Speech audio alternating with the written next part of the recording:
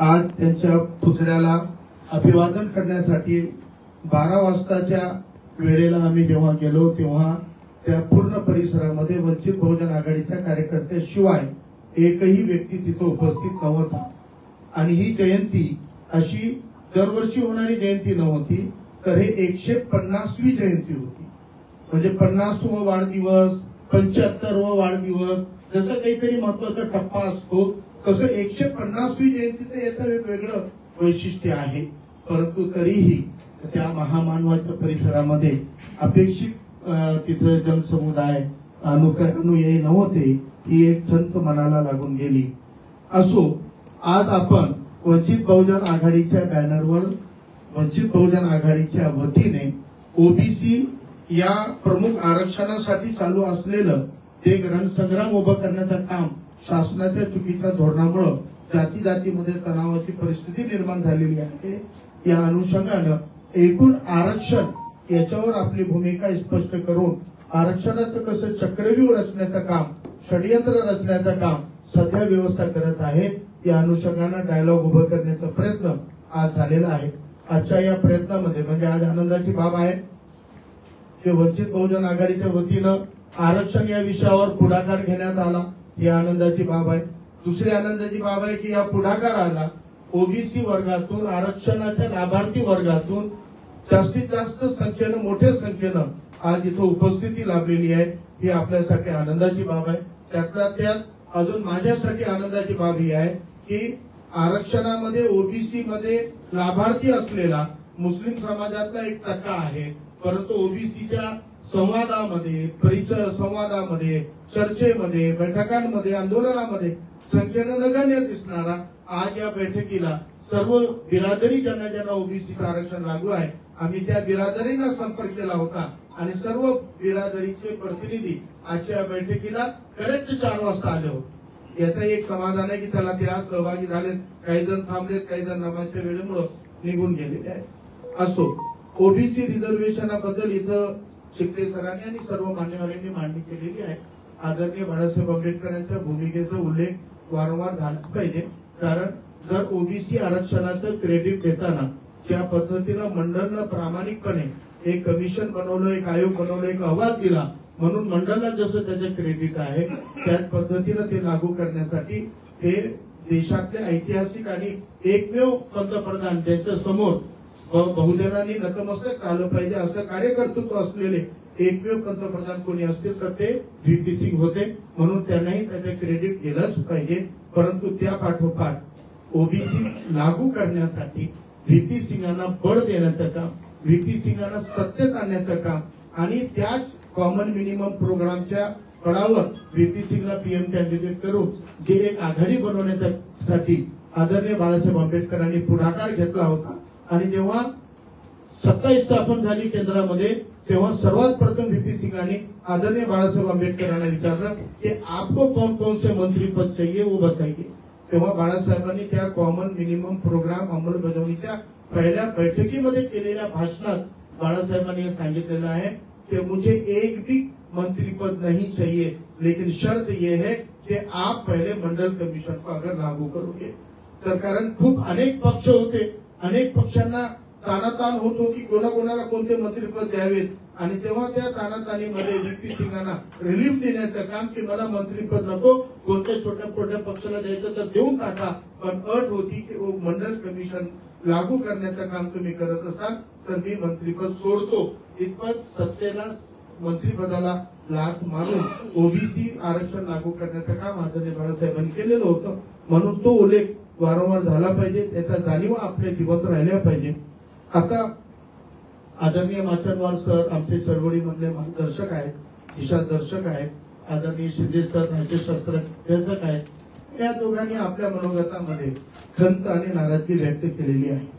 त्यांनी बाळासाहेबांच्या एखाद्या भूमिकेबद्दल प्रश्न विचारावा हा त्यांचा अधिकार आहे आणि जेव्हा कोणी खंत आणि नाराजगी व्यक्त करतो, आमच्यामध्ये प्रवक्ता असल्यामुळं ते मग उठून उभा राहतो आणि त्याला वाटते की नाही आपण स्पष्ट केलं पाहिजे, कारण ती आपली ड्युटी आहे, प्रवक्ता होता आपण।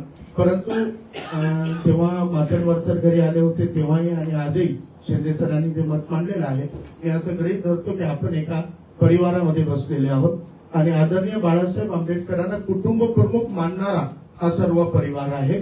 आणि एका परिवारामध्ये बोलत असताना खंत आणि नाराजगी हे जेव्हा व्यक्त होते तेव्हा त्याला विवाद आणि वाद न करता समजून घेण्याचं आणि समजून सांगण्याचं दायित्व हे परिवारातल्या इतर सदस्यांनी निभावलं पाहिजे. म्हणून मी त्या मुद्द्यावर प्रतिवाद न करता त्याचं उत्तर देण्याच्या भानगडीमध्ये न जाता ते समजून घेण्याचा प्रयत्न आम्ही नक्की करत आहोत. आणि नक्कीच येणाऱ्या काळामध्ये या बैठकीमध्ये तुम्ही दोघांना समजून सांगेल, परंतु समूहामध्ये मोठ्या प्रमाणात जर हा समज असेल तर ते समजून सांगण्याची जबाबदारी सुद्धा आमची आहे. म्हणून आपण त्याला गोष्टीला समजून घेऊ. तुमच्या भावना ज्या तुम्ही व्यक्त केलेल्या आहात ते हक्कानं आपल्या परिवारामध्ये मांडलेल्या भावना आहेत, म्हणून आम्ही त्या भावनांचं स्वागत करतो. आणि ते समजून घेऊन इतर समाज घटकांना ते समजून सांगण्याची जबाबदारी हे तुमची आणि आमची आहे. ती एकांतमध्ये आपण बोलून त्या मुद्द्यावर अधिक स्पष्टीकरण आणण्याचं काम नक्की करूया. आणि बाळासाहेबांच्या मराठीमध्ये केलेल्या भाषणाला ऐकल्याबरोबर समजून घेणारे मला वाटते 50% लोक नसतात. मराठीमध्ये शुद्ध मराठीत बाळासाहेब जेव्हा भाषण करतात, बाळासाहेबांचं पूर्ण भाषण एकाच दमात समजलं असे खूप कमी जण राहतात. बाळासाहेबांचं भाषण आपल्याला पटकन समजत नाही, मग त्यांचं धोरण समजण्यासाठी सुद्धा आपल्याला थोडा वेळ लागतो, समजून घेण्याचा प्रयत्न करावा लागतो. बाळासाहेब खूप दूरदर्शी नेते आहेत. त्यांच्या भूमिका हे खूप दूरचे विचार करून घेतलेल्या भूमिका असतात. म्हणून बाळासाहेब भूमिका बदलत नाही.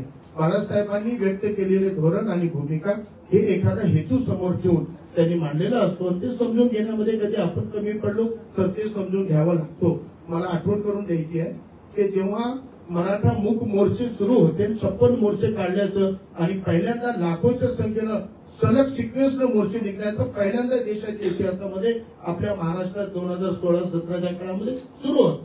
तेव्हा सगळेजण आपण परेशान होतो. त्या मोर्चामध्ये आरक्षणाची मागणी होत होती, त्याला कोणाचा विरोध नव्हता. किंवा मराठा समाज आरक्षण मागतोय, त्याचा अधिकार आहे, संविधानामध्ये मागण्याचा अधिकार सगळ्यांना आहे, त्यामुळे मागा, त्याला विरोध नव्हता. त्यांनी शेतकरी आत्महत्या थांबवा म्हणले, त्याचाही विरोध कोणाला नव्हता. त्यांच्या बाकी मागण्याला विरोध नव्हता, परंतु एक मागणी त्यांनी जी केली होती की अॅट्रॉसिटी कायदा मूळतः रद्द करा.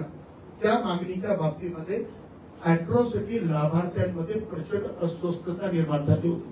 जशी जरांगेच्या आंदोलनामध्ये ओबीसी मध्ये अस्वस्थता निर्माण झाली, त्याही पेक्षा जास्त अॅट्रॉसिटी लाभार्थी घटकांमध्ये सुद्धा अस्वस्थता निर्माण झाली की मोठमोठे मोर्चे आहेत, सरकार घाबरून अॅट्रॉसिटी रद्द करते की काय अशी काळजी स्वाभाविक होती.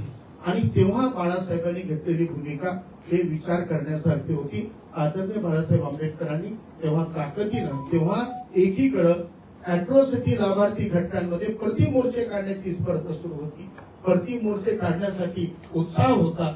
त्या काळामध्ये राजकीय पोळी भाजायची असेल तर बाळासाहेबांनी फक्त प्रति मोर्चाची ठिणगी पाडली असती तर अख्ख्या महाराष्ट्रामध्ये उद्रेक झाला असता. आणि उद्रेकाशिवाय सत्ता परिवर्तन होत हे आपल्याला मान्य आहे.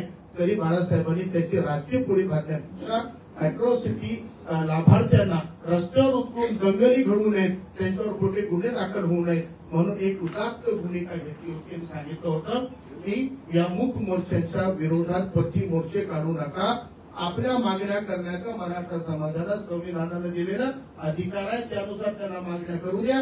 त्यांच्या मागणी केल्यानं संवैधानिक अॅट्रॉसिटीचा कायदा रद्द होईल असं नाही, ते संविधानाने दिलेला आहे, तो कायम राहील. हे बाळासाहेबांनी धीर देण्याचं काम अॅट्रॉसिटी लाभार्थ्यांना जेव्हा केला तेव्हा काही अॅट्रॉसिटी लाभार्थी तेव्हा असं खंत व्यक्त करत होते, असं नाही बाबा बाळासाहेबांनी जर असं नाही घ्यायला पाहिजे होतं, एक हिशोबाने इनडायरेक्ट सपोर्टच केला. परंतु नंतर आजच्या तारखेमध्ये अॅट्रॉसिटी लाभार्थ्यांना हे बाब कळते की बाळासाहेब तेव्हा खरं बोलले होते, त्यामुळे काही अॅट्रॉसिटी रद्द झालेली नाही आहे. आणि बाळासाहेबांच्या त्या भूमिकेला आज आपण मान्य करतो. पण तेव्हा काही अंश होतो या पद्धतीनं भूमिकेमागं काहीतरी दूरदृष्टी असते, ती नक्कीच आपण समजून घेतली पाहिजे, समजून घ्यायलाच पाहिजे. या बैठकीमध्ये आपल्याला आमचे राज्याचे उपाध्यक्ष आणि खास करून नांदेडचे निरीक्षक म्हणून जे आज उपस्थित आहेत सर्वजित बनसोडे यांना आपल्याला ऐकायचं आहे, मलाही ऐकायचं आहे. त्यामुळे मी एकूणच आरक्षण या विषयावर चक्रव्यूहावर आणि पक्षाच्या सर्व ठरावावर आणि धोरणावर न बोलता फक्त एकच पार्ट माझ्या जबाबदारीवर घेतो की मुस्लिम समाजाच्या बाबतीमध्ये काय भूमिका आहे महाराष्ट्रामध्ये आणि देशामध्ये. मुस्लिम समाजामधला 5% समाज असा असेल ज्यांचं अरब नसल ज्यांना म्हणतात, फॉरेन म्हणून आलेले, अफगाणिस्तान किंवा दुसरून आलेले असतील, पण 95% मुस्लिम समाज जे आहे पूर्वश्रमीचा शूद्र अतिशूद्रामधूनच आलेला आहे. एका हिशोबानं तशी परिस्थिती असतानाही आतापर्यंत कोणत्याही आयोगाने इतका अभ्यास केलेला नाही की मुस्लिम समाजाचा मागासलं पण त्या निकषावर त्यांनी समोर मांडावा. पहिल्यांदा मंडळ आयोगाने ते काम केलेलं आहे. शेकडो जातीमध्ये 300हून जास्त अशा मुसलमानामधल्या जाती ज्यांना आता जात न म्हणता बिरादरी म्हणतो. फरक तेवढाच आहे की आपण जात म्हणतो त्याला मुसलमानामध्ये बिरादरी म्हणतात. आणि अशा 300हून अधिक बिरादरी आयडेंटिफाय करण्याचं काम मंडळ कमिशनने केलं होतं. त्यातल्या 350हून जास्त जातीचा उल्लेख आहे, परंतु मान्यता 150च्या जवळपास 125-150 जातींना केंद्रानं केली. परंतु महाराष्ट्रामध्ये 30-35 बिरादरी आहेत मुसलमानांचे ज्यांना महाराष्ट्र सरकारनं ओबीसी मध्ये इन्क्लूड केलेलं आहे.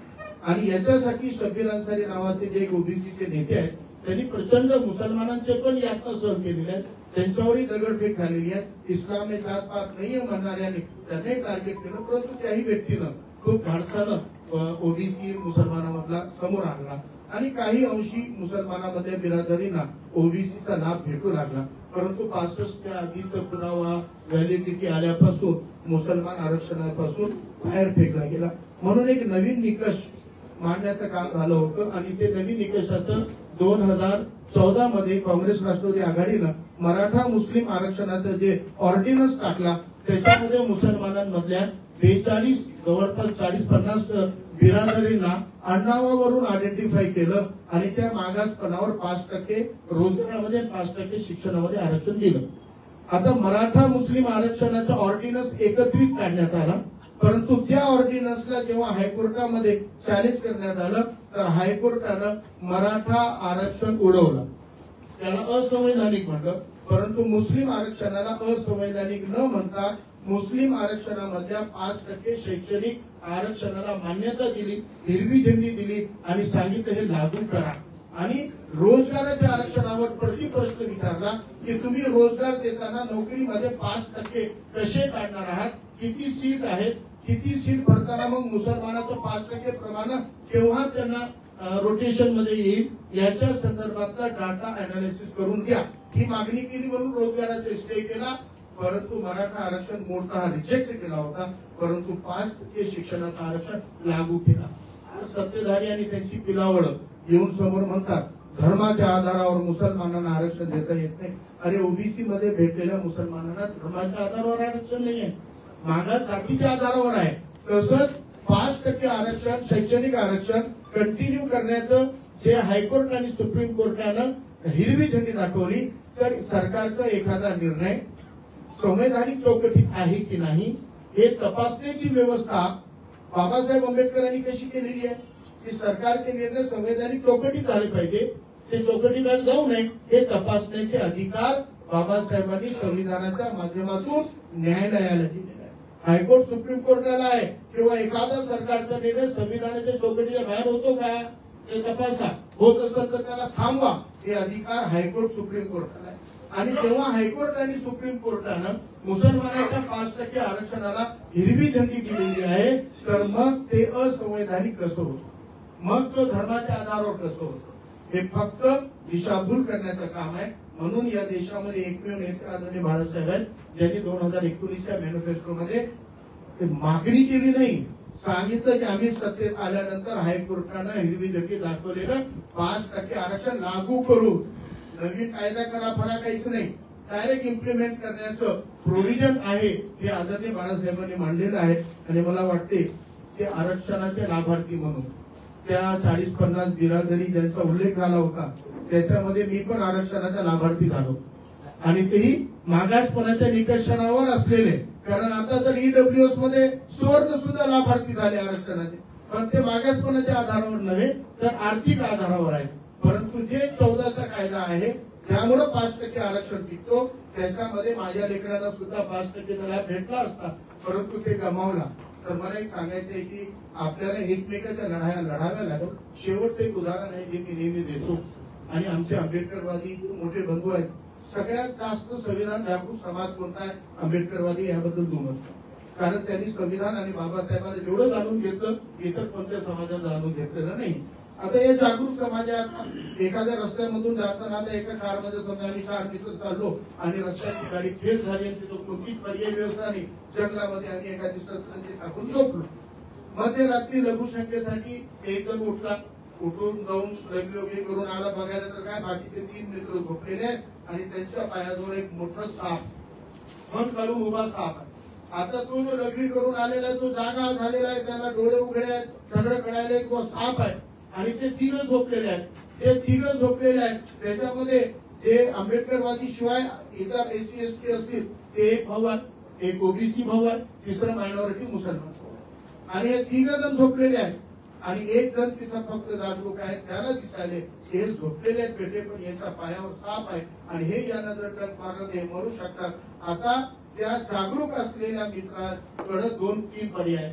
पहिला पर्याय आपला आपण गाडीमध्ये जाऊन बसा, यांना म्हणू दे.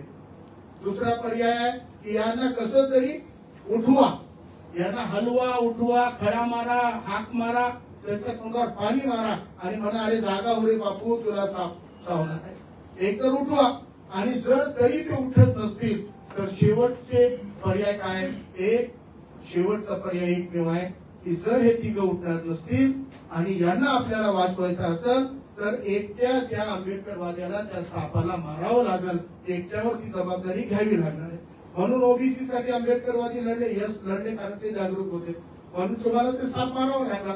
आता एकट्याला साप मारावं लागणार नाही, म्हणून मुसलमानांना, ओबीसींना आणि इतर एससी एसटी घटकांना जागा करून उठवावं लागणार आहे. कारण यांना सोबत घेतल्याशिवाय आता समोर असलेले अनेक साप आहेत, त्या सापांना भेटायचं असत तर इतर बंधूंना सुद्धा आपल्याला जागा करावं लागणार आहे. आणि आजची बैठक आणि हे जे छत्रपती शाहू महाराजांच्या जयंतीनिमित्त राज्यभर ते पक्षानं अभियान राबवलेलं, त्याचं उद्दिष्ट हा आहे की आपली मुख्य लढाई काय आहे ती समोर ठेवून बाळासाहेबांच्या नेतृत्वात ती लढाई आपल्याला लढावी लागणार आहे. कारण हा लढा सामाजिक नाही, हा लढा राजकीयच आहे, हा पॉलिटिकलच आहे.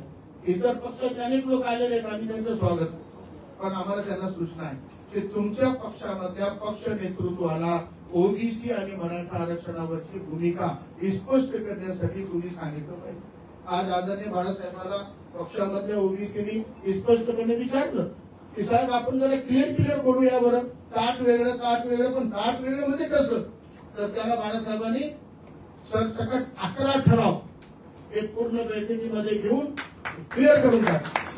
ते ताट वेगळं म्हणजे तुमच्या ताटातल्या कोणत्या भाज्या राहतील, पोळी राहतील, पुरी राहील, पुरणपोळी राहील, सगळे 11 ठराव जे आहेत ते सजवलेलं तुमचं ताट आहे, ते शाबूत राहणार आहे. याची गवाही जशी आदरणीय बाळासाहेबांनी दिली तशी आतापर्यंत सत्ताधारी वर्गात असलेल्या काँग्रेस, राष्ट्रवादी, शिवसेना, बीजेपी या सगळ्या पक्षांनी, पक्षातल्या कार्यकर्त्यांनी, ओबीसी कार्यकर्त्यांनी त्यांच्या पक्ष अध्यक्षाला सुद्धा या 11 ठरावावर तुमचं काय मत आहे, हे 11 ठराव जे वंचित मांडले हे तुमच्या पक्षाला मान्य आहेत का हे स्पष्ट विचारावं, मोगम मध्ये राहू नये. आणि हे स्पष्ट विचारल्यानंतर तुम्ही निर्णय घ्या की तुम्ही आहात त्या पक्षामध्ये ओबीसीचा लढा यशस्वी होणार आहे की आदरणीय बाळासाहेब आंबेडकरांच्या नेतृत्वात हा लढा यशस्वी होईल. म्हणून किमान आपल्याला, आपल्या सगळ्यांना ओबीसी वर्गाची जाणीव निर्माण होणं गरजेचं आहे. आपण ओबीसी वर्ग म्हणून शपथ घेतली, नरसीच्या मेळाव्याला मी पण होतो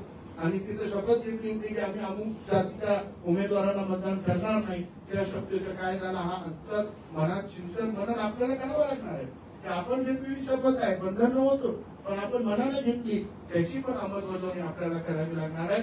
म्हणून प्रस्थापितांना हरवायचं असेल तर विस्थापितांना एकत्रित व्हावं लागेल. शेवटचं सांगतो, जनांगीच्या बद्दल ज्या हेतून श्रीमंत मराठ्यांनी गरीब मराठ्यांना मागास ठेवलेला आहे, गरीब मराठ्यांनी ओबीसीला न भांडता आधी श्रीमंत मराठ्यांना भांडावं, हे आदरणीय साहेबांची इच्छा आहे, साहेबांचं मत आहे, साहेबांचं स्पष्ट ओपन केलेली पॉलिसी आहे. आणि तो आंदोलन आता श्रीमंत मराठ्यांना न भांडता फक्त इतरांना दाबण्याचं काम करतोय. म्हणून ज्या हेतून तो आंदोलन गरजवंत आणि गरीब नावानं सुरू झाला होता, त्या आंदोलनाचा आउटकम काय आहे तर तो गरीब मराठ्यांना हरवणारा आणि प्रस्थापितांना जिंकवणारा आहे. कारण जर तसं असतं तर परभणीचे बंडू जाधव हे गरीब मराठा नव्हते, तर त्यांच्या विरोधात लढणारा वंचितचा पंजाबराव ट्रक हा गरीब मराठा होता. आणि जर जरांगे फॅक्टर राहिला असता तर पंजाबराव ट्रक जिंकलं असतं आणि बंडू जाधव हरला असता.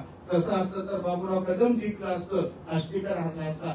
तसं असतं तर हर्षवर्धन जिंकलं असतं आणि भुमरे हरला असता. तसं असतं तर अजून अनेक जिल्ह्यामध्ये आपण लोकसभेमध्ये बघा, तर त्यामुळे त्या आंदोलनाचं जे गरजवंत आणि गरीबच्या नावानं आहे ते तसं नसून प्रस्थापितांनाच जगवणार आहे. म्हणून आपल्याला त्या आंदोलनाबाबतीत गरीब मराठ्यांना सुद्धा सावध करायची गरज आहे की हे तुम्हाला न्याय मिळवून देण्यासाठी गरजवंत गोडच नाव आहे, परंतु अजून प्रस्थापितांनाच मोठं करणार आहे.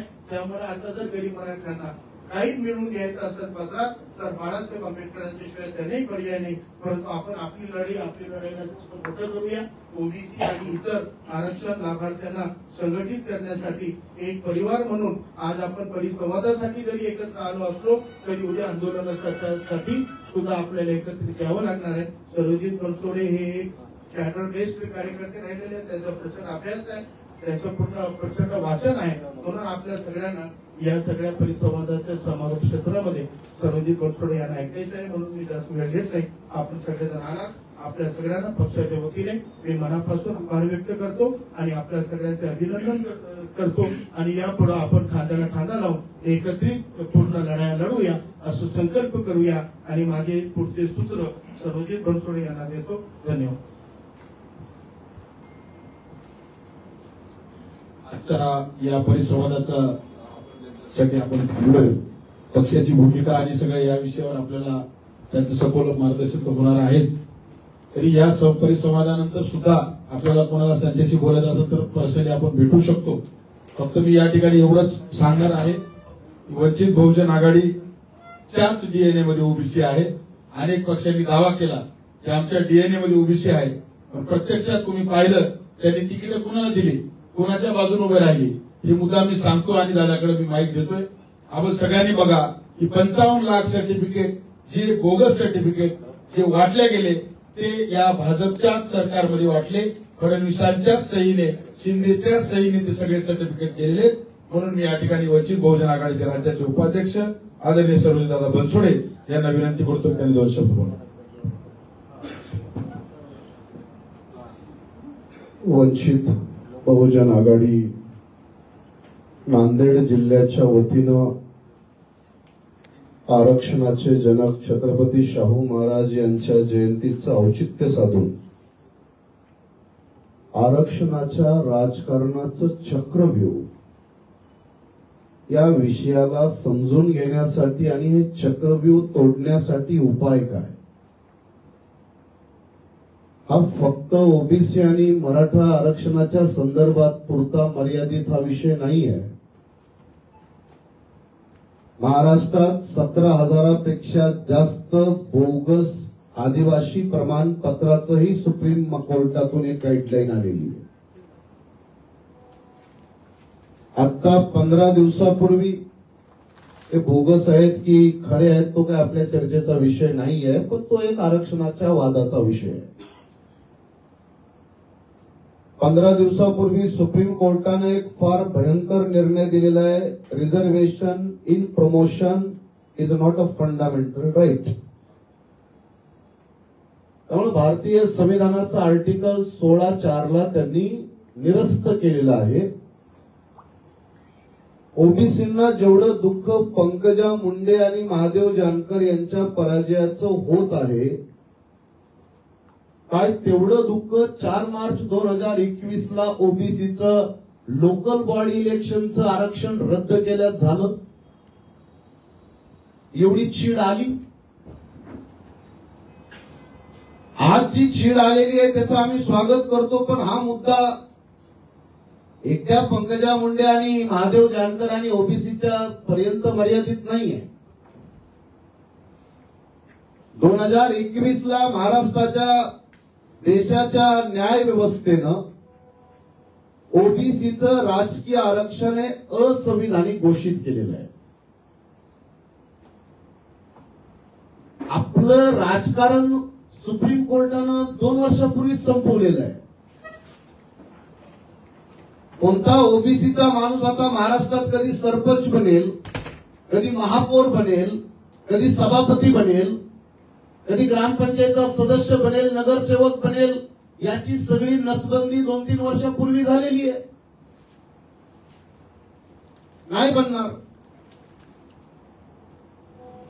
हा इतका मोठा निर्णय 2-3 वर्षापूर्वी झालेला आहे. जी छीड, जो राग आज ओबीसीतल्या 2 महत्वाच्या नेत्यांच्या पराभवानंतर जो आपल्याला जाणवतो, जेव्हा क्रिमिलियरची आट लावली तेव्हा हा राग होता का? क्रिमिलियर आणि ईडब्ल्यूएस एकच आहे ना, काय त्याच्यामध्ये नवीन आहे? सगळे ओबीसी ईडब्ल्यूएस मध्ये 1992 मध्ये सामील झालेले आहेत. जो ओबीसी शिक्षण घेऊ शकतो त्याला आरक्षण नाहीये. जो ओबीसी शिक्षण घेऊ शकत नाही त्याला आरक्षण आहे. पण या आरक्षणाचं एक अत्यंत भयंकर स्वरूप आहे. एक विचारवंत म्हणतो कि सोचना बहुत मुश्किल काम है और इसीलिए दुनिया में बहुत कम लोग सोच पाते हैं. या तासा 1.5 तासामध्ये अनेक लोकांची चुळबुळ तुम्ही बघितली असेल ना. ते डोक्याच्या वरून चाललं तर ते बसल कशाला? आपल्या सगळ्यांना वंचित बहुजन आघाडीची या संदर्भातली जी काही ठोस भूमिका आहे ती आपल्या शेवटचे ठराव वाचताना आपल्या लक्षात येईल. मला ओबीसी कडून सगळ्या बांधवांना विनंती आहे की हा जो विचार या ठिकाणी आपण मंथन करतो आहोत, हे मंथन गाव खेड्यापर्यंत पोहोचणार आहे का? मी स्वतः बीडचा रहिवासी आहे, त्यामुळे मला माहिती आहे की तिथं दंगल सदृश्य परिस्थिती आहे. बीडमध्ये, परभणीमध्ये, जालन्यामध्ये, महाराष्ट्रातल्या अनेक जिल्ह्यामध्ये दंगल सदृश्य परिस्थिती आहे. आणि या सगळ्या गोष्टी वंचित बहुजन आघाडीचा हा प्रयत्न आहे की आपल्या सगळ्यांना पहिलं हे राजकारणाचं चक्रव्यूह जे आहे ते चक्रव्यूह जर लक्षात आलं तर ते तोडता येईल. या चक्रव्यूहला तोडायचं कसं? एक तर तुमच्या माझ्याकडे संसद आहे, दुसरी न्यायपालिका आहे जी आपल्याला इंटरप्रिट करते, आणि तिसरे रस्ते आहेत. या देशामध्ये हे काहीच नाही. हे जरांगेवर जेव्हा लोक बोलतात तेव्हा मला हसू येतं. तुम्हाला खरं सांगतो. कोण किती लोक मेले? 51 म्हणतात. याच्यापेक्षा 1000 पट ताकदीचं जाटांचं आंदोलन झालं, गुर्जरांचं आंदोलन झालं, पटेलांचं आंदोलन झालं. एवढ्यांना ज्यांना थोडाफार काँग्रेसचा पुळका असतो त्यांना हा प्रश्न विचारा, या जाटांना केंद्र सरकारने ओबीसीचा दर्जा घोषित केला होता की नाही? माझ्या बोलण्याचा हेतू हा आहे, ते सुद्धा आरक्षण सुप्रीम कोर्टानं रद्द केलेलं आहे, असंविधानिक घोषित केलेलं आहे. ज्या जाटांच्या आंदोलनामध्ये माझ्याकडे असलेल्या रिपोर्टनुसार 20 दिवसात 172 माणसं मेली आहेत. गुर्जरांचं आणि पटेलांचं आंदोलन शेकडो लोक मेली आहेत. हरियाणा सारख्या राज्यामध्ये सरकारला हेलिकॉप्टरनं पोलीस उतरावी लागली, मिलिटरी उतरावी लागली, कारण हरियाणाचे सगळे रेल्वे आणि रस्ते जाटांनी उकडून फेकले होते. एंट्री नव्हती हरियाणामध्ये, रोडच्या मार्गे एंट्री नाही. इतके भयंकर आंदोलन झाले तरी सुद्धा आरक्षण भेटलं का? आता मराठा आरक्षण हे सुप्रीम कोर्टानं असंविधानिक घोषित करून झालेलं आहे. रिव्ह्यू पिटिशन टाकली ती सुद्धा फेटाळून झालेली आहे. जो शेवटचा पर्याय आहे तो आहे क्युरेटिव्ह पिटिशनचा. भारतामध्ये एकही क्युरेटिव्ह पिटिशन सक्सेस झालेली, क्युरेटिव्ह पिटिशन टाकणारी एकमेव हस्ती याकूब मेमन. याकूब मेमनला क्युरेटिव्ह पिटिशन टाकावी लागली, ती पाळी मराठा राजकारण्यांवर आलेली आहे. मी इथं बसलेल्या लोकांना यासाठी बोलतोय की सुप्रीम कोर्ट आहे ना, यांना काय निर्णय घ्यायचे घेऊ द्या. सुप्रीम कोर्टात एकही निर्णय टिकणार नाही, सगळ्यांना माहिती आहे. गरीब ब्राह्मणांसाठी आपल्या संविधानामध्ये अमेंडमेंट केलं मोदीनं, ईडब्ल्यूएस 15(6). अमेंडमेंट करण्याचा अधिकार आहे. हे अमेंडमेंट मराठ्यांसाठी आहे का? जे ट्रिपल टेस्टवर सगळा हा विषय चालू आहे, आपल्या सगळ्यांना माहिती आहे. आपल्याला सगळ्यांना या गोष्टीची मला जाणीव करून द्यायची आहे की याला पहिल्यांदा समजून घ्या आरक्षणाचं राजकारण. जी गोष्ट सुप्रीम कोर्ट करणारच आहे. मी कुणाचं नाव घेत नाही, पण एक वकील उभा राहतो आणि सगळ्या व्यवस्थेला घोडे लावतो. लावतो की नाही लावतो? रद्द टिकणार नाही. पण त्या गोष्टीसाठी महाराष्ट्रामध्ये जे प्रचंड मोठं राजकारण झालं, ह्या राजकारणाला पहिले तुम्हाला समजून घ्यावं लागणार आहे की हे भिजत ठेवलं गेलं, हे काय आज नाही. हा 70 वर्षापासून आरक्षणाचं राजकारण असंच भिजत पडलेलं आहे. पण इथं आपले सगळे आपण आरक्षणाचे लाभधारक आहोत. आपण सगळे आरक्षणवाले आहोत. तुमच्या मुलांना मुलींना सरकारी नोकरी मिळणार आहे का? आपण इथं बसलेले लाभधारक आहेत. एकतर पी.व्ही. नरसिंहरावनं आणि काँग्रेसनं या देशात खासगीकरण केलं. या दोघांनी कुणी केलं खासगीकरण? आरक्षणाचा खून काय? कशासाठी पाहिजे आरक्षण? तर या देशातल्या शासकीय नोकऱ्यांमध्ये आणि या देशातल्या शासकीय इन्स्टिट्यूटमध्ये आपल्याला नोकरी आणि प्रतिनिधित्व हा प्रकारच बंद पडलेला आहे. ज्याला आरक्षण नाही त्याला वाटतं मला भेटलं पाहिजे. ज्याला आरक्षण आहे त्याला 20 वर्ष झालं कसल्याही नोकऱ्या भेटायला या ठिकाणं.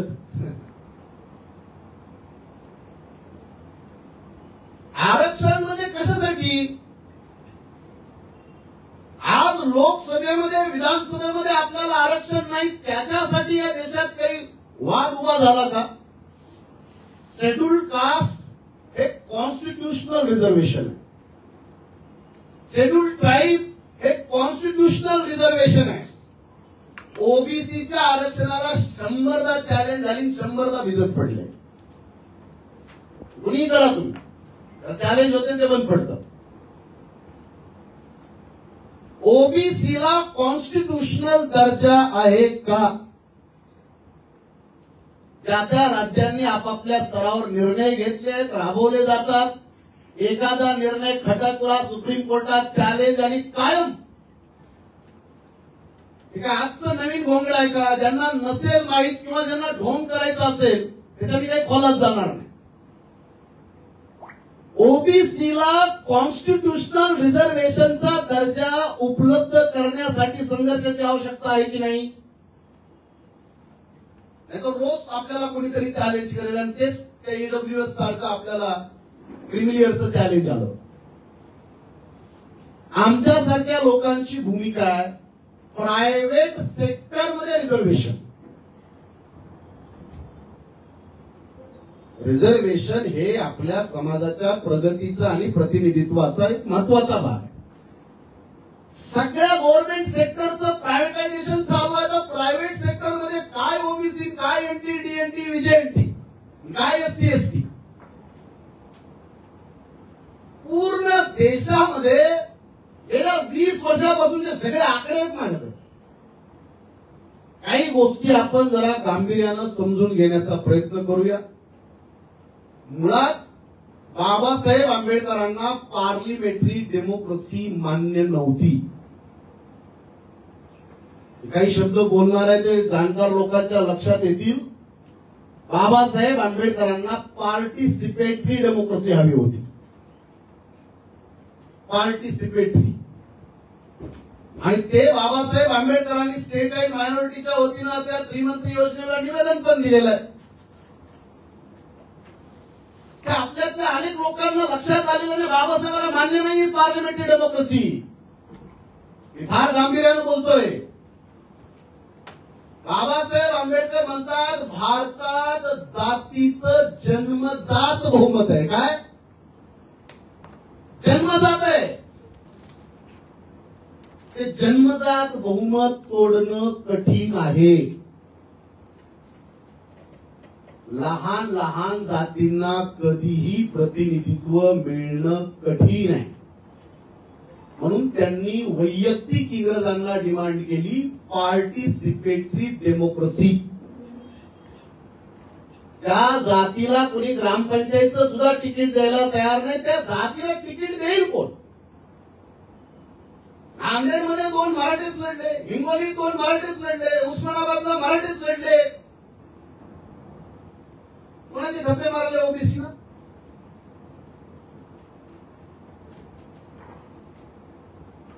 ऑप्शन नव्हता अशातला भाग नाही. मी जर तुम्हाला राजकारणात फक्त ही 2-3 व्यक्तिमत्व पडल्यानंतर जर ओबीसीला चीड आली असेल तर ती चांगली गोष्ट आहे.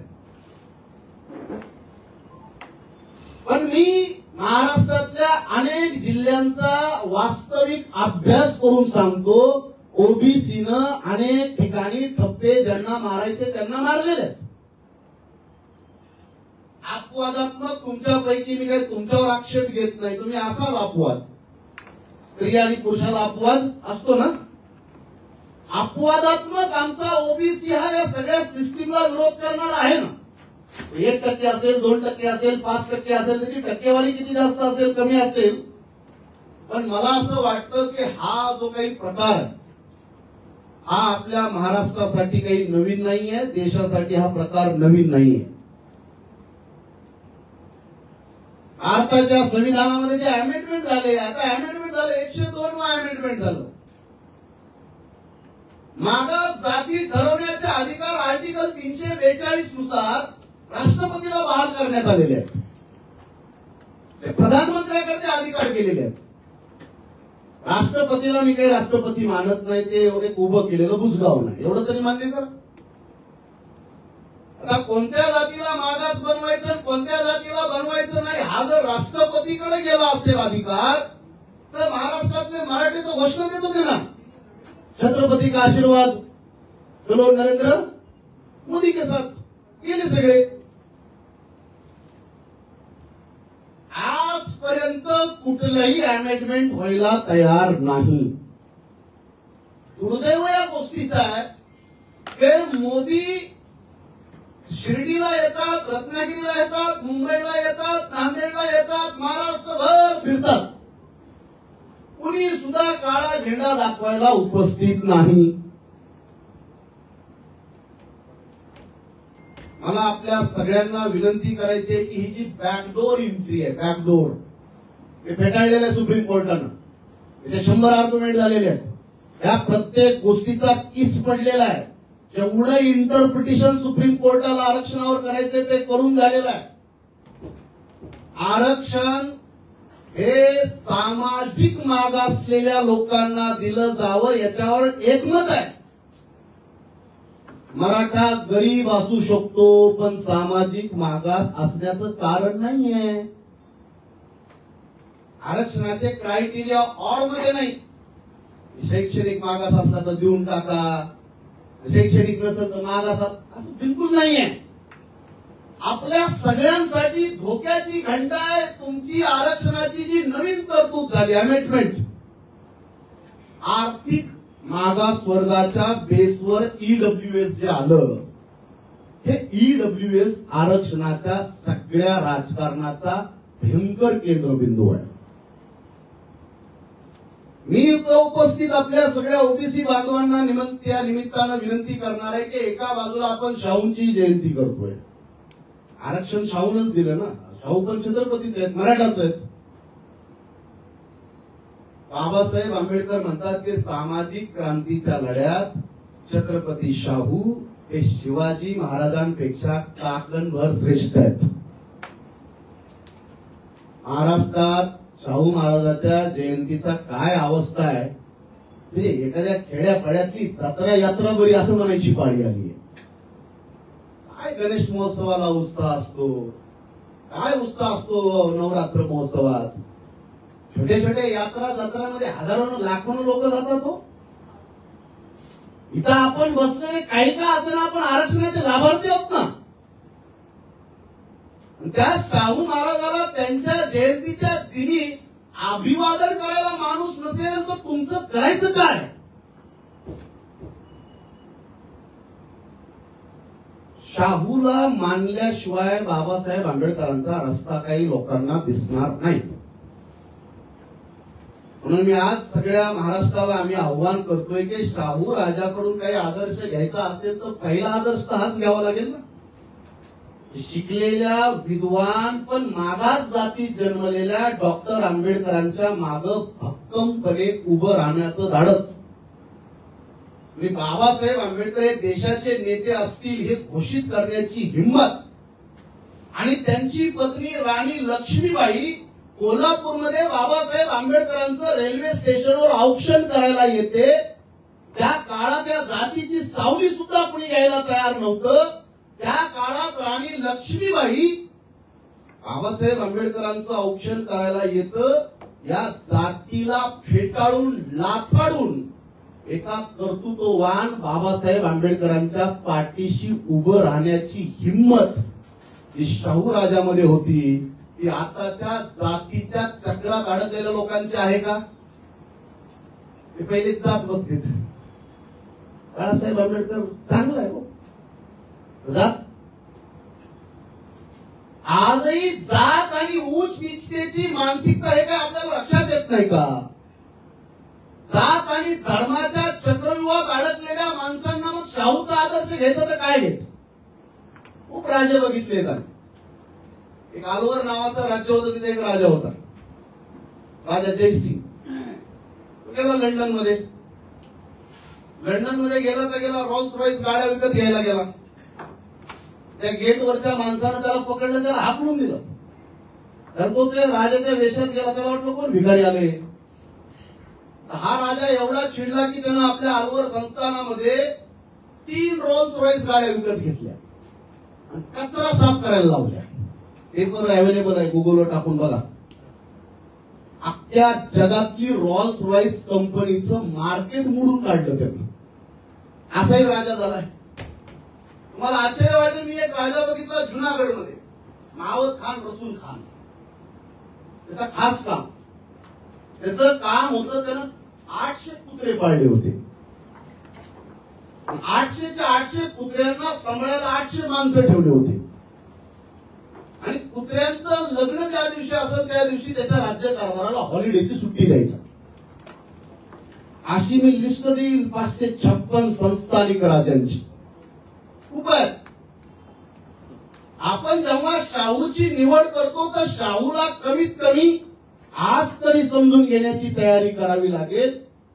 आरक्षण मला वाईट वाटतं, आज जगात सगळीकडे आरक्षण आहे. चीनमध्ये आरक्षण आहे, मुसलमानांना आरक्षण चीनमध्ये, जपानमध्ये आरक्षण, बरोकोबेन नावाची कम्युनिटी आहे जपानमध्ये, त्याला आरक्षण आहे.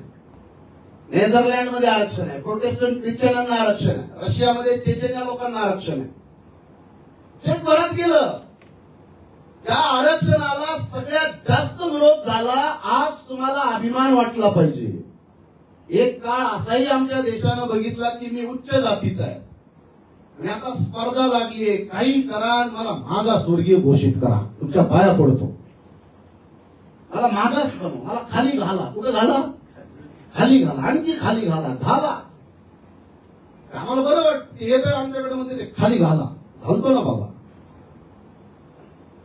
स्पर्धा लागली, मी 100 एकरवाला, मी 200 एकरवाला, मी छत्रपती, मी आमका, मी टमका. बाबासाहेब आंबेडकर जेव्हा सांगत होते तेव्हा ऐकलं नाही. याचे सगळे ऐतिहासिक पुरावे आपल्याकडे उपलब्ध आहेत. मी कॉन्स्टिट्युशनल डिबेट मधले 2 नावं सांगतो फक्त. एक आहे ताजुद्दीन हुसेन आणि एक मौलाना अबुल कलाम आझाद, या दोघांना बाबासाहेबांनी विनंती केली की तुम्ही मुस्लिम आरक्षण मागा. I am the chairperson and drafting chairperson. मी बसलोय लिहायला. ते दोघं गांधीजींचे कार्यकर्ते ना. बाबासाहेबांचं ऐकायचं नाही म्हणे आपण. मराठा आरक्षणाचा शोध इथं लाईव्ह टेलिकास्ट आहे. मी मनोज जरांगे असतील, मराठा आरक्षणवाले असतील, यांना विचारा ना काय नेमकी भांडण काय. आता कुणीतरी बोलताना इतिहासाचा थोडा मागोवा घेतला. पहिल्यांदा साऊथ ब्युरो कमिशन आलं ना आरक्षणाचा शोध घ्यायला.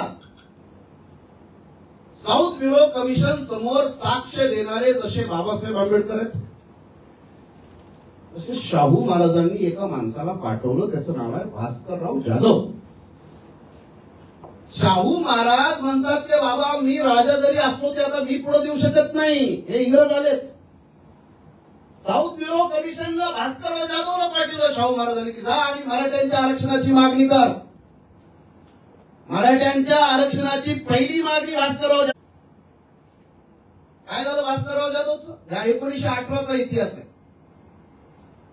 भास्करराव जाधव त्याच्यानंतर गेले काँग्रेसमध्ये आणि आरक्षणाचा सगळा सत्यानाश झाला. मराठा आरक्षणाचा जे 1918ला शाहू महाराजांनी सुरू केलेलं युद्ध, पण बाबासाहेबांनी ते सोडलं नाही. म्हणून तुम्हाला सगळ्यांना मी आरक्षणाचा एक महत्वाचा सिद्धांत सांगतो. देशाला जरी संविधान 1950ला भेटलं असलं तरी 1942ला त्या देशातल्या अनुसूचित जातीला 8% आरक्षण देणारे बाबासाहेब आंबेडकर आहेत. ते स्वातंत्र्य आणि ते संविधान फार लांबची गोष्ट आहे. आता इथं जमलेल्या लोकांना मी एक छोटासा प्रश्न विचारून थांबणार, कारण प्रश्न अनेक आहेत, आपण खूप वेळ झाला ऐकत आहे. माझा साधा प्रश्न आहे की आता काही जरी असलं तरी जरांगे असतील, मराठा असतील, हे सत्ताधारी लोक आहेत. पहिला मुख्यमंत्री यशवंतराव चव्हाण पासून एकनाथ शिंदे पर्यंत सगळे तेच आहेत. आताही मला कोणतरी आकडा सांगितला 28 किती खासदार आलेत. पण यांचे मोर्चे बघितले तर 5, 25, 50 लाख आपण पण डोळ्यानं बघितले. ते आकडे काही नाकारण्याचं कारण नाही. एवढी जयत, एवढी तगडी तयारी, एवढी तगडी तयारी असून आरक्षण भेटेल का? इथं बसलेल्या सगळ्या ओबीसींना आणि आरक्षणाचा फायदा घेणाऱ्यांना साधा प्रश्न आहे. कोणी मोर्चे काढले आपण कधी? आपण मोर्चे काढलेत का? निवेदन दिले होते कधी आपण? आपल्या सगळ्यांना आरक्षण देणारे शाहू महाराज आणि डॉक्टर बाबासाहेब आंबेडकर आहेत. आपण कोणता संघर्ष केलेला नाही, त्यांनी दिलाय. आणि इथल्या प्रस्थापित ब्राह्मणात आपली माणसं तयार नाहीये. आपल्या पॉलिसीमध्ये 19-20 असू शकतं. गिल्टी इंटेन्शन हा क्राईम असतो. कोणतं intention? Guilty intention. Guilty intention आहे का? वंचित बहुजन आघाडीचं गिल्टी इंटेन्शन आहे. वंचित बहुजन आघाडी आपल्या सगळ्या ओबीसींना सत्तेत बसवण्यासाठी जो 40 वर्षाचा बाळासाहेब आंबेडकरांचा जितकाही राजकीय इतिहास आहे, बाळासाहेबांच्या पक्षावर एक आक्षेप घेतला जातो की यांच्या पक्षाकडून आजपर्यंत एकही बौद्ध खासदार का झाला नाही. ते तुम्ही आक्षेप कधी ऐकले? एकही आमदार झाला नाही म्हणे. बाळासाहेबांचा पक्ष जो वंचितांचा बहुजनांचा आहे, तर बाळासाहेबांच्या पक्षाकडून बौद्ध आमदार का करत नाहीत बाळासाहेब? असा आमचे विरोधक आमच्यावर आरोप लावतात. आणि आम्ही सगळा इतिहास काढला तर आमचे जेवढे आमदार आले, आमचे जेवढे खासदार झाले, आमचे सगळे आमदार ओबीसी आणि आदिवासी. सगळे आमदार ओबीसी आणि आदिवासी. त्याच्या पुढचा टप्पा आपल्या लक्षात आणून देण्याचा प्रयत्न करतो, कारण 20-25 झालं या सगळ्या राजकारणाला, या आरक्षणाला आम्ही फार बारकाईनं पाहत आहोत. मी आपल्याला विनंती करतोय की गेल्या 3 वर्षापासून लोकल बॉडी इलेक्शन बंद आहेत. म्हणजे एवढ्यासाठी बंद आहेत की महाराष्ट्रातल्या 56,000 पेक्षा जास्त ओबीसीच्या नेत्यांची राजकीय कत्तल झालेली आहे. काय झालेलं आहे? झालेली आहे. ग्रामपंचायत पासून संसदेपर्यंत किंवा तुमचा आमचा जो लोकल बॉडीचा इलेक्शन आहे त्याच्यात आपली हत्या झालेली आहे. कुठलाही पक्ष आपल्याला उमेदवारी देईल की नाही त्याची खात्री राहिलेली नाही. मला तुम्हा सगळ्यांकडून एक अपेक्षा आहे की बाळासाहेब आंबेडकरांनी स्पष्टपणे भूमिका घेतलेली आहे, ती घोषित केलेली आहे, त्याचा ठराव पास झालेला आहे. बॅकडोर एंट्री, कारण मराठा हा ओबीसी मध्ये येऊ शकत नाही. तुम्हाला एवढं मरमर मरमर करण्याची काही आवश्यकता नाही. सुप्रीम कोर्ट बसलंय तिथं. तुम्ही जर बघितलं ना, आता सुप्रीम कोर्टात गडबड्या भयानक चालू आहे, त्याच्यात काही वाद नाही. सुप्रीम कोर्टानं निर्णय दिला शिवसेना कुणाची. एकनाथ शिंदे पेढे वाटते, उद्धव ठाकरे पेढे वाटते. खरं की खोटं आहे? लोकांना कळायला असणार का? कोणाचं कोण जिंकलंय, कोण ते म्हणजे हेही जिंकले तेही जिंकले. पुन्हा वाद आला विधानसभेत, कोणता आमदार पात्र कोणता आमदार अपात्र. ते राहुल नार्वेकर होते, हेही पात्र तेही पात्र. अरे शरद पवारचं गेलं ते हेही पात्र तेही पात्र.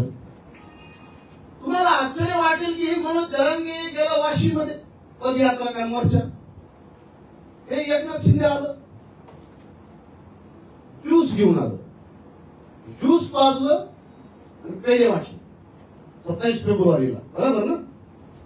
27 फेब्रुवारीला पेढे, 10 मार्चला घोडे. बरोबर ना? हेच डिक्लेअर करते, हेच विरोध करत, म्हणजे काही कोणाला कळायलाच तयार नाही.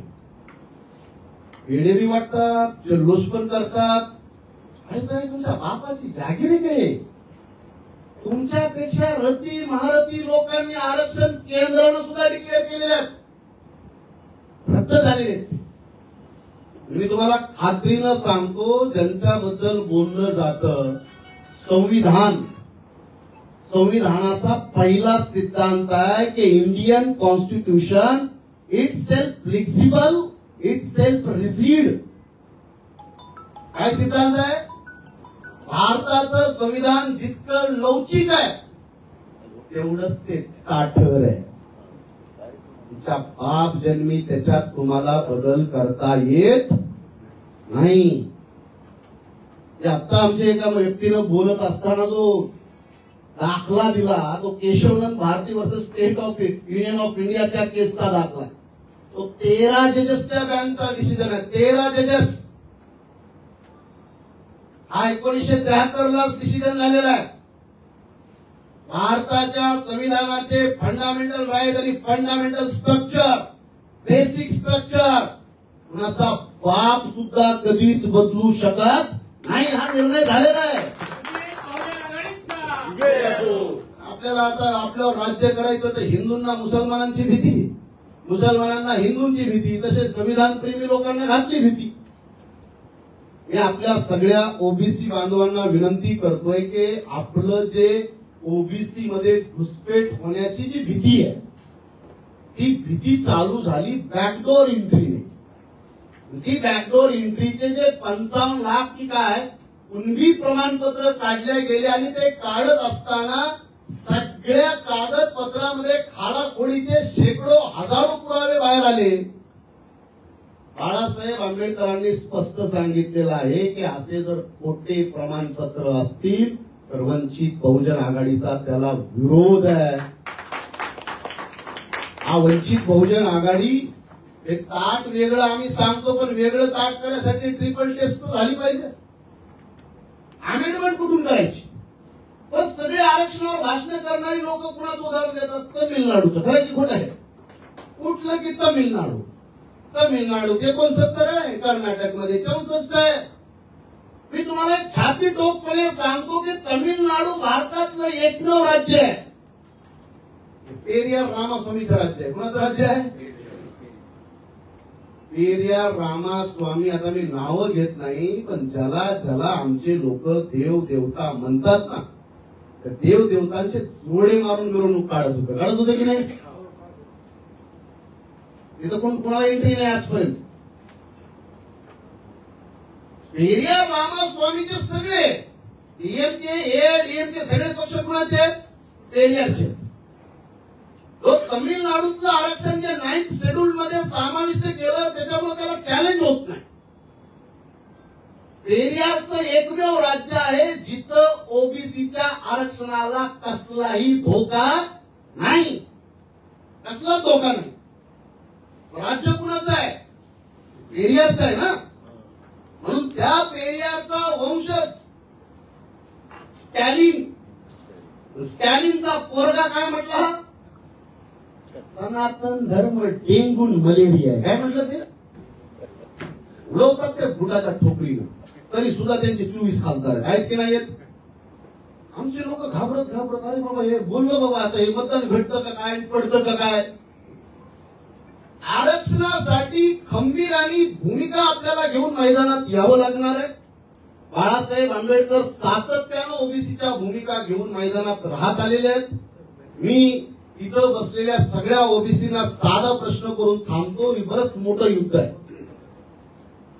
मला माहिती आहे उद्याच्याही निवडणुकीमध्ये ठरल्याप्रमाणे, हे तुमच्या बाजूचं लातूर आहे, लातूरमध्ये काँग्रेसनं अशा माणसाला अनुसूचित जातीच्या मतदारसंघात उमेदवारी दिली. अशा माणसाला, त्या माणसाच्या जातीचं नाव आहे माला जंगम. काय जात आहे? पिठात मिठा एवढं पण नाही. तर त्या समाजाला भेटू नये अशी काय आपली मानसिकता आहे का? भेटलं पाहिजे. अमरावती नवनीत राणा ही पंजाब मधल्या लबाना जातीची आहे. तिचं एक भांडण चालू आहे की खोट आहे. रामटेक रश्मी वर्गे तिचंही भांडण चालू आहे की खोटी आहे. मी तुम्हाला महाराष्ट्रातल्या प्रत्येक मतदारसंघातलं जर समीकरण लक्षात आणून दिलं, त्या मतदारसंघात 5-5, 6-6, 7-7 लाख बौद्ध लोक राहतात. एकही पक्ष त्यांना तिकीट द्यायची तयारीत नाही. हीच गोष्ट ओबीसीनी फार बारकाईनं अनुभवली असेल. जितेंद्रकांत खैरे असू द्या की महादेवराव जानकर असू द्या.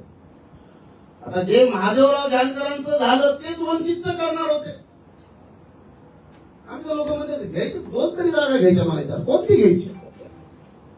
जानकर साहेब जिंकू शकतील असा मतदारसंघ माडा, नाही तर डायरेक्ट बारामती. बारामतीमध्ये सुप्रिया सुळेला एक वेळ महादेव जानकरांनी पाडलं असतं. मग एक मत आहे की नाही तुमचं सांगायचं? सगळ्यात कमी मतानं सुप्रिया सुळे सोबत टस्सल देणारा आतापर्यंतचा रेकॉर्ड बघा.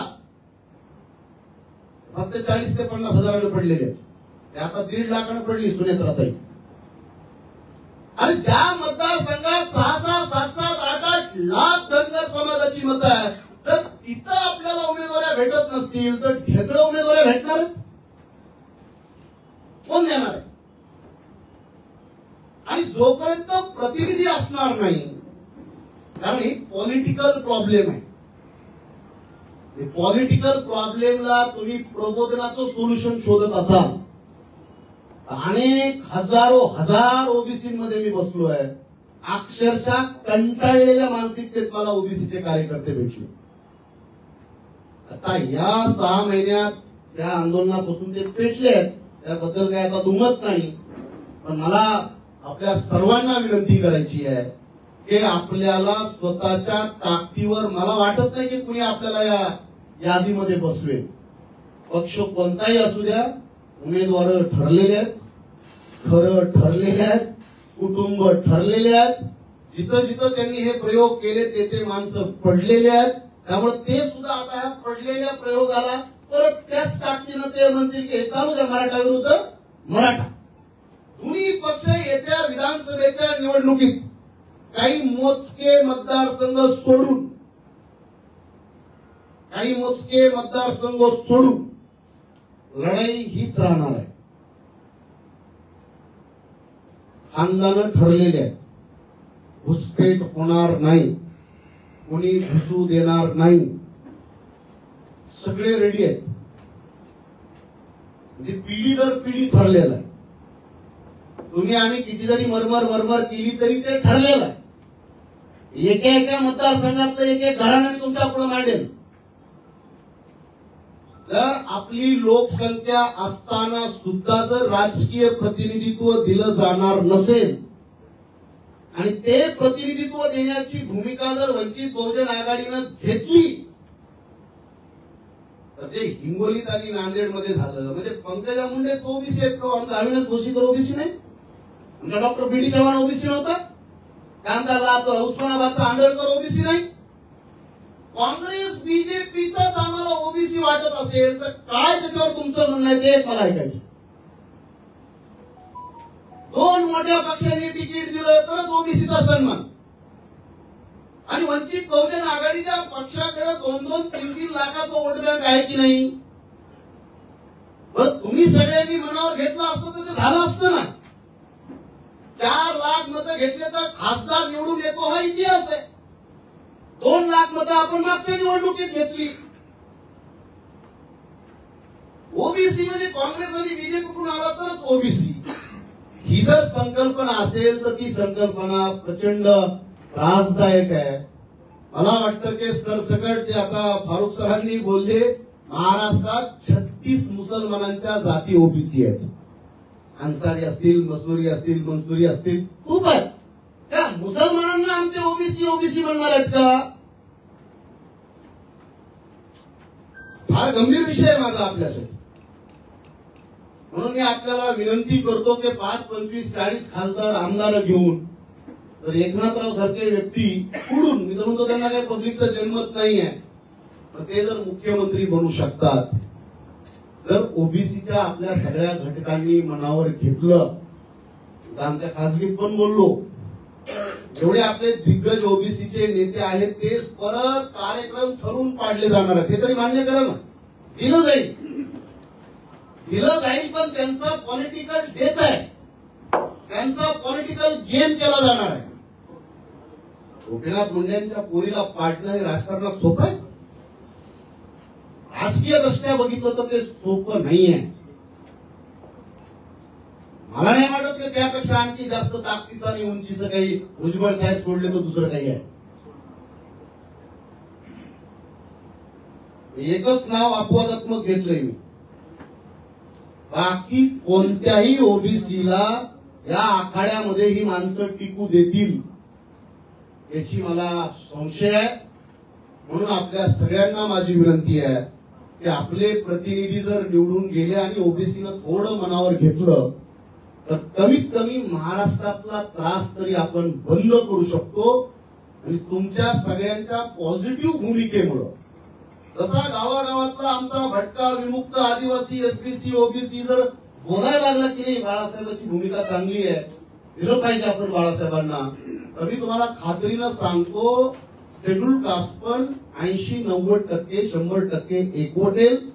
आणि कमीत कमी नांदेड जिल्ह्यामध्ये तरी प्रचंड ताकद आपली आहे. त्या ताकदीचा उपयोग करून आपण महाराष्ट्रामध्ये एक मोठी राजकीय क्रांती करू शकतो, याच्यावर मला ठाम विश्वास आहे. फक्त गरज आता इम्प्लिमेंट काय करावं आपण. इम्प्लिमेंट करण्यासाठी आता किमान तालुका पातळीवर एक 100-200 ओबीसी कार्यकर्त्यांसोबत आपल्याला बसता येईल का? पक्ष म्हटल्यानंतर अडचण वाटते, बाळासाहेब म्हटल्यानंतर काय त्याच्या मनात हेतू आहेत मला माहिती नाही, कारण 2-3 ते आक्षेप नोंदवले की पॉलिटिकल मीडियामधून ते आक्षेप आले. तेच बाळासाहेब आंबेडकर काँग्रेसला आणि राष्ट्रवादीला जेव्हा म्हणाले की 15 तिकीट ओबीसीला दे 48 पैकी, तर मी तुमच्या पक्षासोबत युती करायला तयार आहे. ते म्हणत होते एक घ्या तुमची. आमचा नेता म्हणतो नाही 15 ओबीसीला देत असाल तर सांगा काय चूक आहे. काय चूक आहे बाळासाहेबांना माहित होतं. कुणीही ओबीसीना शक्यतो तिकीट देणार नाही आणि दिलं तर तिथं ओबीसीला पाडलं जाईल, याचा अंडर करंट सगळ्या महाराष्ट्राला माहित होता. जे बाळासाहेबांना शक्य होतं त्यांनी त्या लोकांच्या पुढे आठ ठेवली होती. बाळासाहेबांची आठ फेटाळली गेली. 3 मुसलमानांना तिकीट मागितले बाळासाहेबांनी. तुम्हीच द्या, काँग्रेसचं द्या, राष्ट्रवादीचं द्या, शिवसेनेचं द्या, कोणाचं द्यायचं द्या, मी बिनशर्त पाठिंबा देतो. म्हणून आपल्या पक्षाची पॉलिसी पण ओबीसी बांधवांनी समजून घ्यावी. मी हे फार वाढत गेलेलं आहे, पण तुम्हाला एवढंच सांगतो की अजीब मोड पर पहुंचे है सियासत के कदम, जख्मों को देने वाले अब दवा बांट रहे हैं. पहले तो मेरा घर किया तबाह यारो, अब दोस्ती में आके गला काट रहे हैं.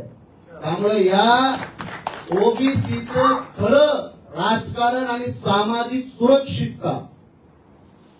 आणि आता फार तलवारीच्या भाषा चालू झाल्या. खरं की खोटं आहे? इकडून म्हणतो मी तलवार घासतो, तिकडून म्हणतो मी तलवार घासतो. कोणी उभं होणार नाही. मायक्रो लोकांची जी आता एकाने खंत व्यक्त केली, छोट्या छोट्या जाती समूह एक एक दोन दोन, काही न्हावी समाजाला धोबी समाजाला गावागावात ज्या मारहाण झाल्या त्या काही लपलेल्या नाही, आपल्या सगळ्यांना माहिती. सगळ्या ओबीसी बांधवांमध्ये चर्चा करा. बाळासाहेब आंबेडकरांच्या पाठीशी उभं राहण्याचा निर्णय घ्या. एकाच्या केसाला सुद्धा आम्ही महाराष्ट्रात धक्का लागू देणार नाही. या आरक्षणाची फिलॉसॉफी तत्वज्ञान एका बाजूला, आणि आरक्षणाहून जर आमच्या ओबीसी बांधवांना तलवारीची आणि रक्ताची आणि मारहाणीच्या आणि दंगलीच्या जर धमक्या येत असतील, कोणी येणार नाही. सगळे तमाशा बघतील. परत मी सांगतोय, आरक्षणाच्या राजकारणाचं चक्रव्यूह समजून घ्या. प्रकाश आंबेडकरांच्या राजकारणाबद्दल, नीतीबद्दल, पक्षाबद्दल मतभेद असणं स्वाभाविक आहे, असतील.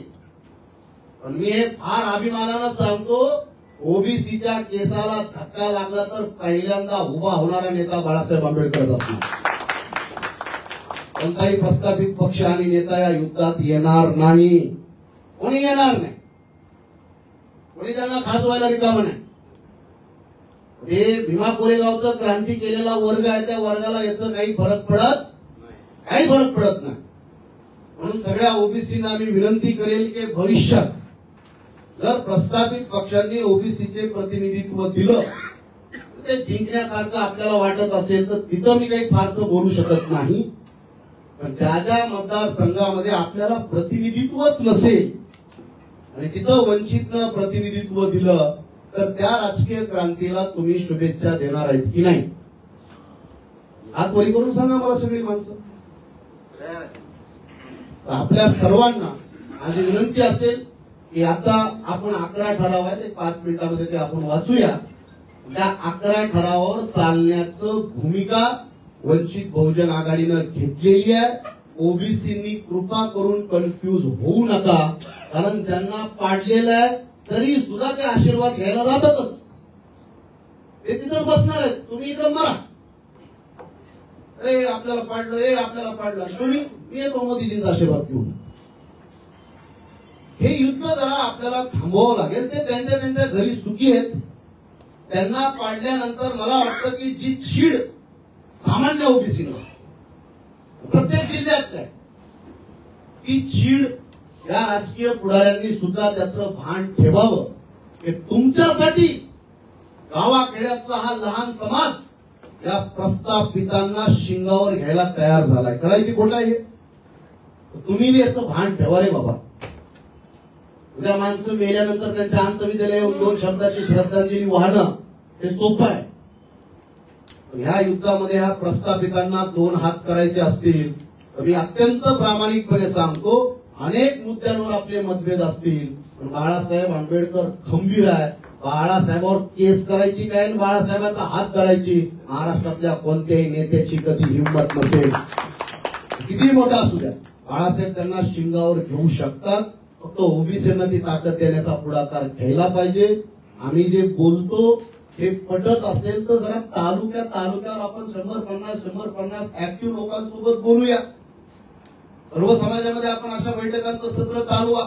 काय त्याच्यामध्ये निकाल असेल ते असेल, पण आपण मेहनत प्रॉपर मार्गाने करूया एवढी आपल्या सगळ्यांना विनंती करतो. या आजच्या आरक्षणाचं चक्रव्यूह या कार्यक्रमात अत्यंत कमी वेळेमध्ये आपण सर्वजण सामील झालात, त्याबद्दल मी मनातून आपला सगळ्यांचा आभार मानतो.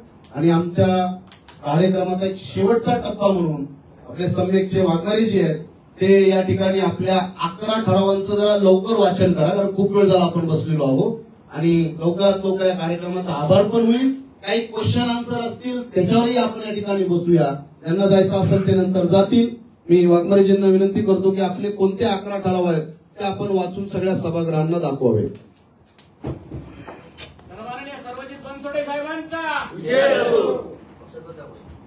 राजर्षी शाहू महाराज यांच्या 50व्या जयंती निमित्त वंचित बहुजन आघाडीच्या वतीने 11 ठराव मंजूर केलेले आहेत, पारित केलेले आहेत, ते असे आहेत की नंबर 1 चा ठराव असा आहे, डॉक्टर बाबासाहेब आंबेडकर यांनी 1920 साली सायमन कमिशन पुढे साक्ष देताना भारतात बहुजन समाज म्हणजे एससी, एसटी, ओबीसी यांना आरक्षणाची मागणी केली. परंतु शाहू महाराजांनी स्वतःच्या राज्यामध्ये 1902 साली आरक्षण लागू करून एक सामाजिक क्रांती घडवली. राज्य व्यवस्थेमध्ये एससी, एसटी आणि शूद्र यांना प्रसार माध्यमामध्ये स्थान नव्हतं. ते स्थान मिळवण्याचा मार्ग शाहू महाराजांनी मोकळा केला. यासाठी शाहू महाराज हे नेहमीच बहिष्कृत आणि नाहिरे वर्गांचे सदैव मार्गदर्शक आणि वंदनीय राहिले. अजूनही या समूहाचा सहभाग सत्तेमध्ये होऊ नये अशी विचारसरणी जिवंत आहे, कार्यरत आहे. तेव्हा आरक्षणवादी आणि समतावादी भूमिका नुसती शब्दांनी नाही तर कृतीने सुद्धा एससी, एसटी आणि शूद्र यांनी अंगीकारली पाहिजे असा ठराव ही परिषद करीत आहे. ठराव नंबर 2, आरक्षण हा देशातील वंचित, शोषित, नाहिरे वर्गाचा प्रतिनिधित्व मिळवण्याचा मार्ग आहे. मात्र केंद्र सरकार आणि राज्य सरकार आरक्षणाची अंमलबजावणी करण्यात कायम टाळाटाळ करीत आहे.